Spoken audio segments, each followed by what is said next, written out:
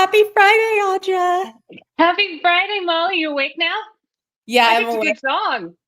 It is a good song. That's an instant mood boost. And Absolutely. Friday plus walking on sunshine. Exactly. We're hooking it up today. We Hey, are. everybody. Welcome. Good morning, everyone. I hope that you're having a good day wherever you are. It is a good day here in Arizona. You are officially allowed to be jealous of wherever you are because I'm sure it's cold wherever you are. So you're allowed to be jealous of me now instead of pointing and laughing at me in July. What's it like today? It is 75 degrees and perfect. Nice. Nice. Well, welcome, everybody. We're excited to do our Friday Wins Live, and we have a very special guest today. Oh, we are so excited. This girl, I should say girl, this woman is, first of all, she's brilliant and she is so much fun. She's accomplished and she's just fun to be around. And we're really excited to introduce you to her. Yes. We're, So I'm just gonna tell you a little bit about her first, and then we'll bring her on, right? Because we don't want to embarrass her. no, we don't. I don't think she's easily embarrassed, actually. Well, her name is Charlotte Croog, and she has 15 years experience leading large-scale operations, driving customer experience with metrics to report. She was last senior director at Jones Lang LaSalle. I think that was her last position, but she'll correct me, where she led a team of 42 people across 3 continents, overseeing a $132 billion portfolio, billion with a B, and implementing enterprise-wide improvements that cut process time by 90%. 90%. She specializes in mapping end-to-end processes to uncover inefficiencies, and she uses data-driven insights and metrics to drive smarter decisions and better customer experiences. So we are really excited to have Charlotte Croog here. I'm gonna add her to the stage right now. Hi, Charlotte. Hi, I'm so happy to be here. We're so happy you're here. It's always good to see so many smiles. Also, that music was perfect. That's sort of my theme song. Well, welcome. And hi, Rolanda. Happy Friday to you, my Oklahoma buddy. So good morning. So thank you so much, first of all, Rolanda, for joining us. And Charlotte, welcome.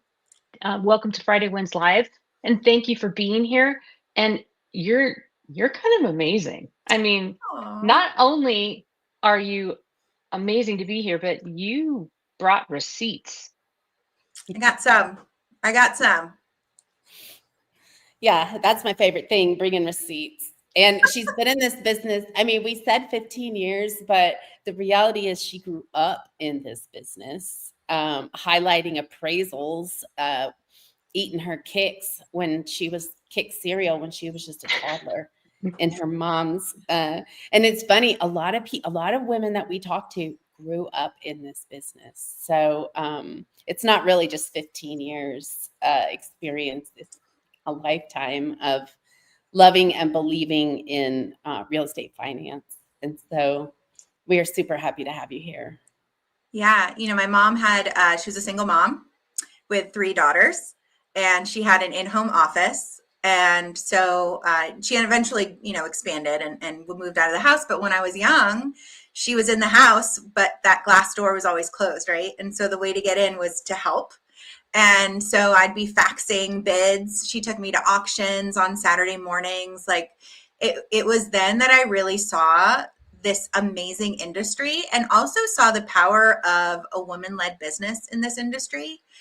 She was definitely a disruptor. She had the biggest women-owned law firm in the state, and she was competing with these like big men, right? And so it was something to really be seen. As a kid, I probably was more jealous that other people had her time and I didn't.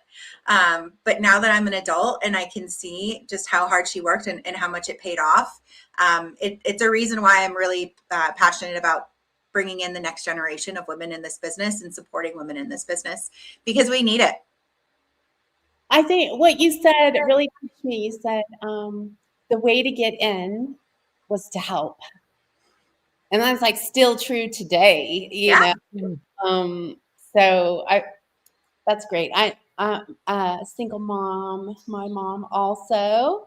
And so I know what you're saying. My mom worked all the time, but she's a therapist, a mental health clinician. So You probably helping don't want to help her out then. No. Okay, so we have some questions for Charlotte. Bring it. Okay, this week it's my turn for the questions, and I have them prepared right here on my phone. All right, Charlotte, first, tell us what kind of impact you love to make at work. So I'm super passionate about transforming businesses and also creating and leading cohesive and strong teams. And so for me, what that looks like is layering and integrating technology in very meaningful ways, while also working with the people that are doing the business and doing the work to make sure there's limited disruption to the business and also limited disruption to the humans, right? So you take teams that have been doing the same thing for 10, 15 years, you give them this brand new technology and everybody sort of like stalls because they don't know what to do. And so I think one of my superpowers is really listening to people and working with them and seeing how we can be most successful by doing it from a timely perspective and really communicating that this isn't going to be a quick change, right? Change is hard. Change is never quick. And the most successful change is when you work together and listen to each other. So I hope that in the other positions that I've had, I've left marks as being a positive leader who really supports her teams. I think that is evidence. You have, I mean, bringing people together and leading teams is all over your resume, CV. And not only that, but we have already heard from people that you have led in the past saying, like, you know, Charlotte is awesome.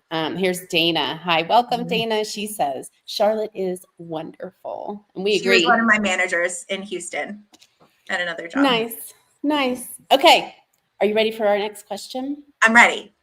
Okay, what is an achievement that you are especially proud of? So there have been a lot, but I think for me, because I'm so passionate about people, one of my biggest challenges was coming into a company that was post-acquisition. And there were a lot of silos. And so particularly there was this one group that was doing the same work, but they had operated in complete silos, different leadership, different everything. And so it was really a challenge to bring together those two groups because we needed to synergize. We needed to be able to create an opportunity to grow.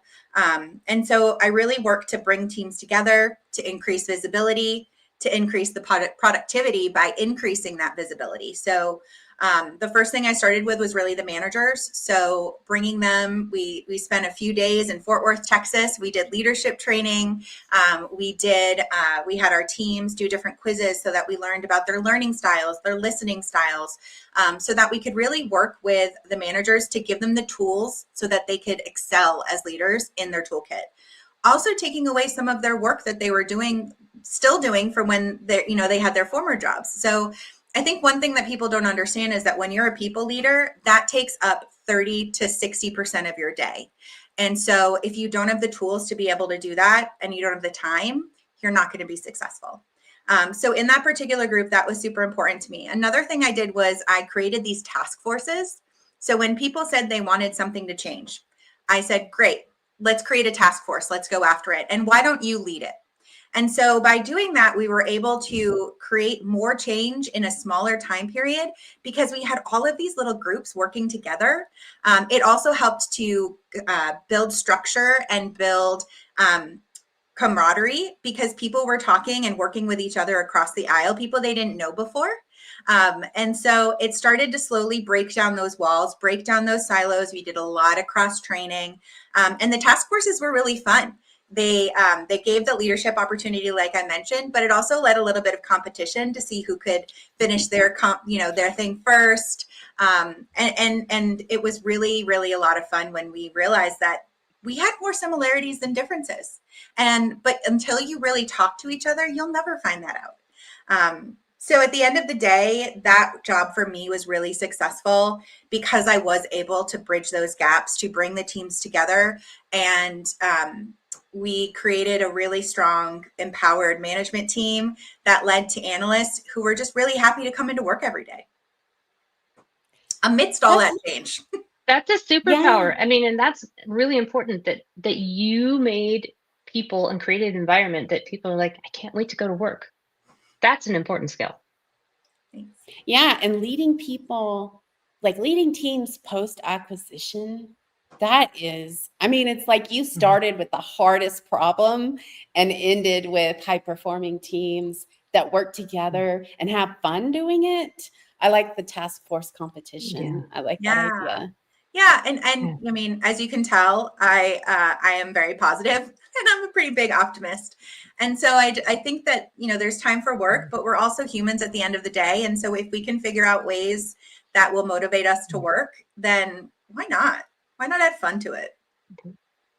Yeah, that's how you're going to get the best results. You know, that's why you're such a good people leader, is you recognize that that it has to be a fun experience and fulfilling.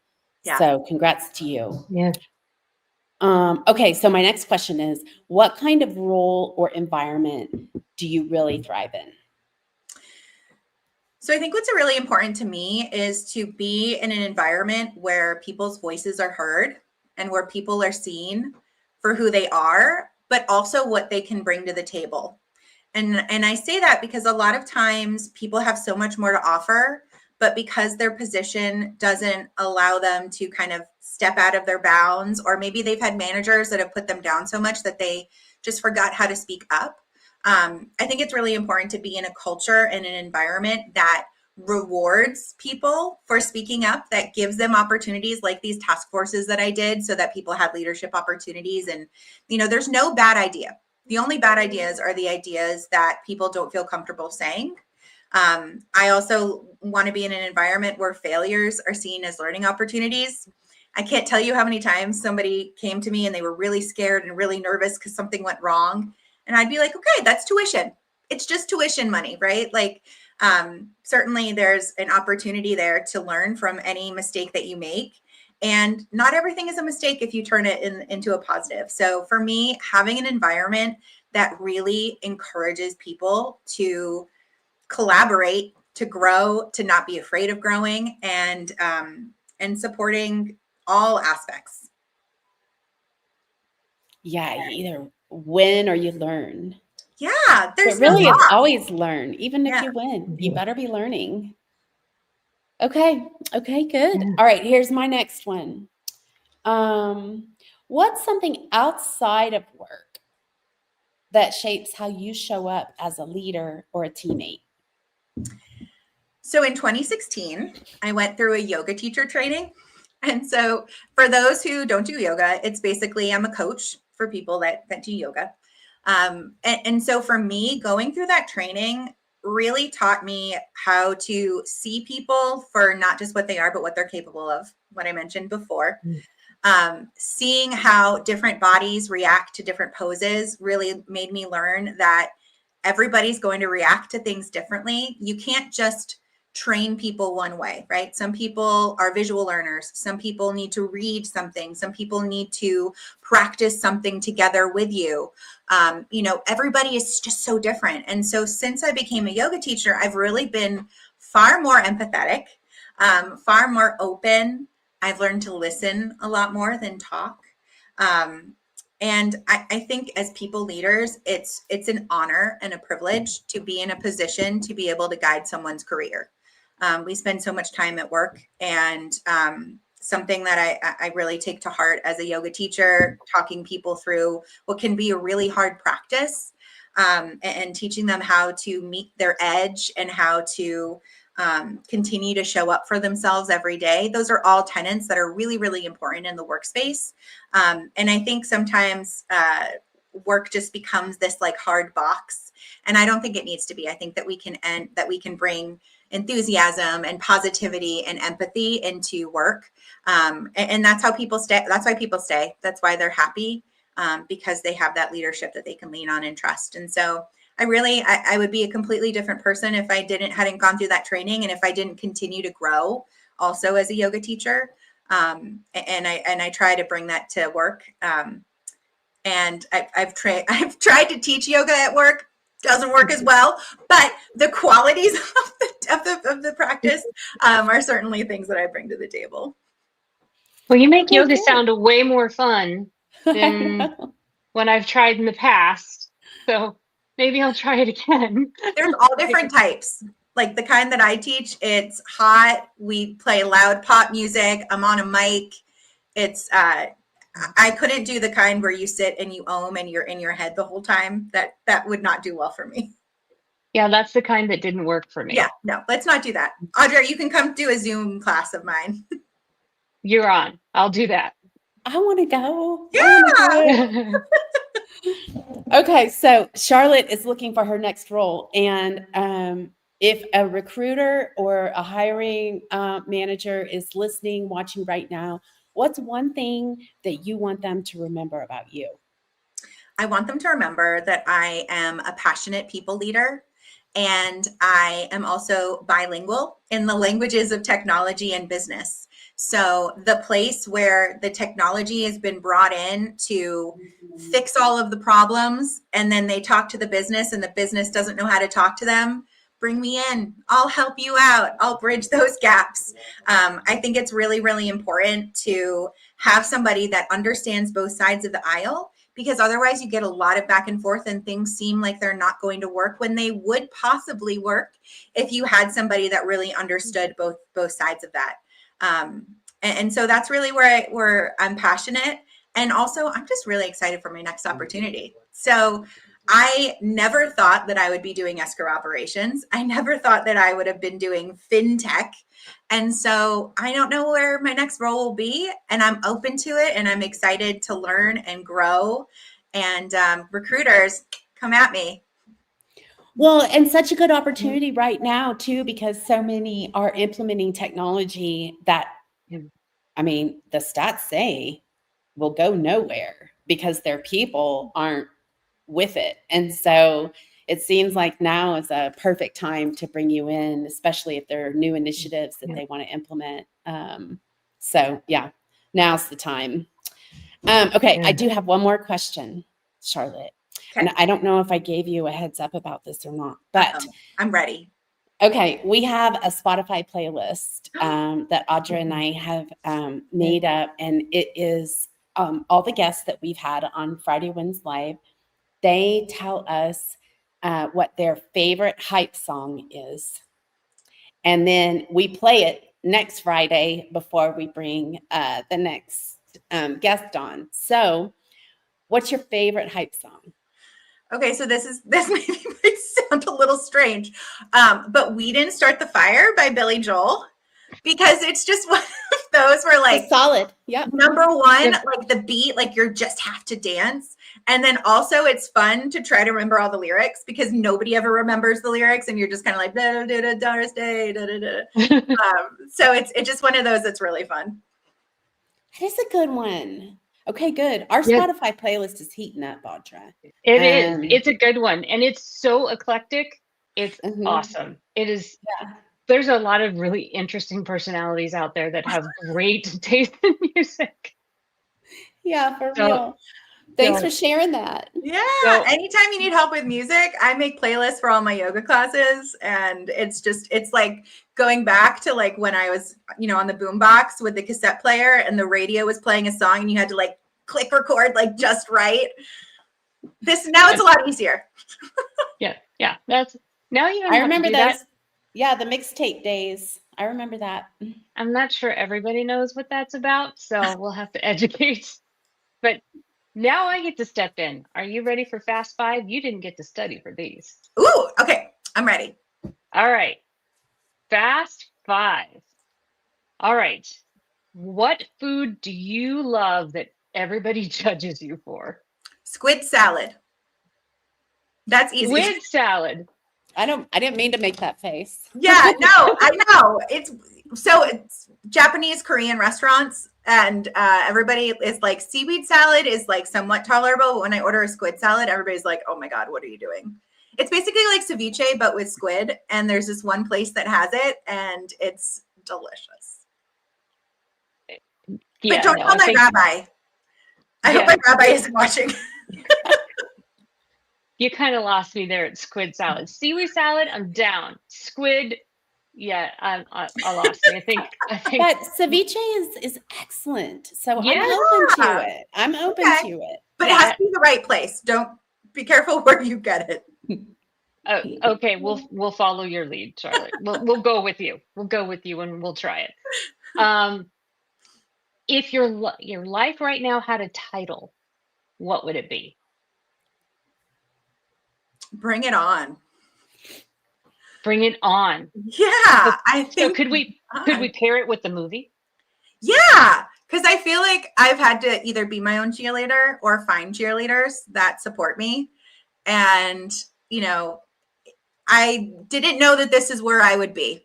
And here I am. And every day I'm just like, bring it. Who knows what tomorrow will bring? We'll be your cheerleaders.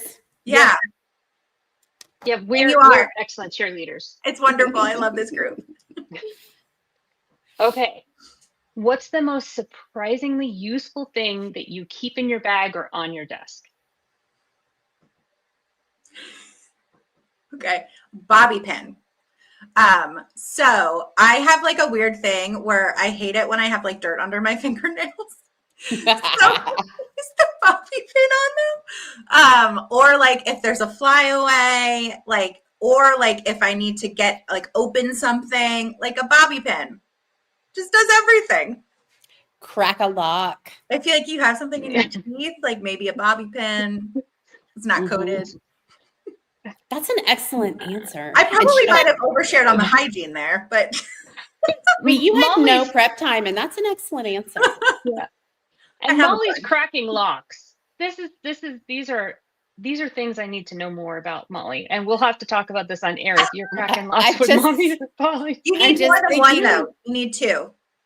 Oh, she knows. Oh, okay. I work in property management, so we've got some stories. Okay, good. These are things we're definitely talking about off of air, for sure.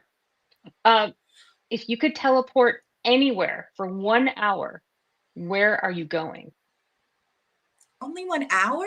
That's so sad. Only an hour. I think I'd love to go to a temple, in Mexico. Just go to the top of Machu Picchu, maybe a mountain or a pyramid or some really old, amazing place where the bodies are buried underneath and it just has so much history, just to take in the sights and the smells and then just make a sensory memory of it. That's cool. That's very that's cool. a good answer. Yeah. Or Atlantis. Because who knows? That might be fun too. Oh my Breathing God, might these be are an such issue. out of the box answers. I'm in love with this. Yes. Charlotte's a very interesting person. We need to hang out more with her. Yeah. Come up to Connecticut. We'll have a party. Or actually, let's go to Mexico instead. Bienvenidos. Yes. Okay, last one. What's a small thing that instantly makes your day better? When I can do a small kindness, or when somebody does a small kindness to me. This morning I went to breakfast. I go to this breakfast place that I love, and there's this 92-year-old woman who goes there sometimes, and she asked me to sit at her table with her today. And so we talked about her life, and her parents were born in the 1800s, and so it was just this moment of connection with another human being. And we made a date for next Tuesday to meet again for breakfast. And it's, the small kindnesses or the small moments where you get to connect with somebody that just say yes, right? Just say yes. And so those light up my day. I love that. Like I said, we need to hang out with Charlotte more. She's got such an interesting life. We get to hang out with these amazing people. Well, Maryland's pretty thank cool. you for playing Fast Five. You had some incredible answers. Thanks. That was really fun. I was scared, but that was really fun. Never scary questions. Always interesting questions. Mm-hmm. Well, Charlotte, we wish you all the luck and speed in the world. Someone's going to come and get your next opportunity lined up in no time. And we are excited to watch you soar. We're excited to watch your next step. And I can't thank you two enough. Athena's counsel has been nothing short of life-changing. If any woman out there is thinking that you're alone, please reach out, because in the short time that I've been involved in this group, my optimism, when I say bring it on, you guys are my cheerleaders, and the other women in the group are my cheerleaders. So thank you so much for building this and growing it. And you're just doing amazing work out here. So thank you. Thank you, Charlotte. Thank Thanks for you being our with us. guest. Yeah. And thanks everyone who joined us today and is cheering us on. We can't do this without you. So thanks for being here. Happy Friday, everybody. Go kill the weekend. Happy Friday, everyone. We'll see you next Friday. Bye. Bye.